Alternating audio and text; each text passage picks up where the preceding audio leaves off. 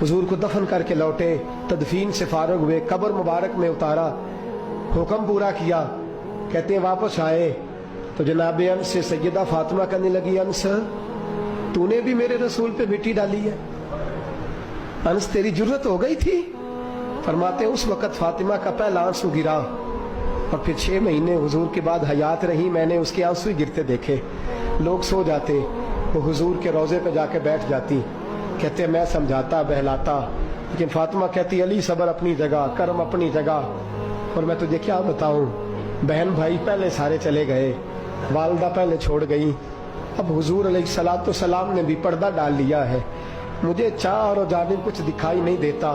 कहते 6वां महीना था हुजूर के विसाल को। एक दिन मुस्कुराती हुई फातिमा घर आई रोजे से रात को बच्चों के साथ, तो शेर खुदा कहने लगे, मैंने कहा फातिमा बड़े दिनों के बाद मुस्कुराते देखा, क्या बात है? तो कहने लगी अली आज मेरी आंख लग गई थी, मुझे हुजूर ख्वाब में मिले हैं, तो मुझे हुजूर ने कहा तू रोती क्यों है?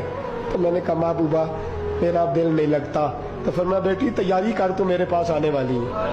हजरत अली फरमाते बस फातिमा बीमार हुई, चंद दिन गुजरे तो मुझे बुलाया और कहने लगे अली वक्त जाने का आ गया है, ये अली के घर की है इज्जत, अली से सुनते, नबी के घर की है इज्जत, नबी से सुनते।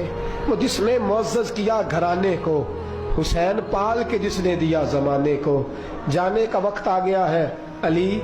पहली बात तो यह है कि हुजूर की नवासी जनाबे उमामा से शादी कर लेना, वो हुजूर को बड़ी प्यारी है। और दूसरी बात यह है कि मेरे हसन हुसैन इनका खास ख्याल रखना। और तीसरे लफ्ज कहे तो हजरत अली तड़प के रोए, कहने लगी मैंने वक्त गुजारा है, आपकी हुकूक मेरी जिम्मेदारी थे, मैं इंसान थी भूल जाती थी, अगर मुझसे कहीं कोई कमी रह गई हो तो मुझे रज़ाए इलाही से दरगुजर करना, कहीं मैं हुजूर के सामने जाके शर्मिंदा ना हो जाऊं। शेर खुदा करम अल्लाह ताला वजहुल करीम फरमाते मैंने हाथ थामा और मैंने कहा फातिमा अली का बड़ा मर्तबा था, पर जो तेरी निस्बत से कमाल था वो तेरा ही था।